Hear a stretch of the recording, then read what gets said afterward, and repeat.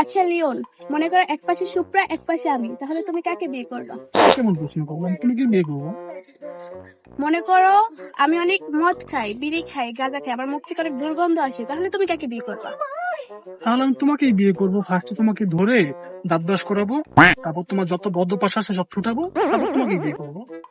মনে করো আমাদের দেখাই হয়নি, তাহলে তুমি কাকে বিয়ে করবা?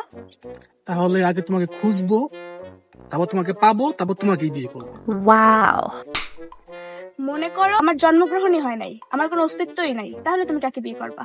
অস্তিত্বই নাই? তাহলে তাহলে আর কি করব? তাহলে হয়তো বা অন্য কাউকে বিয়ে করব।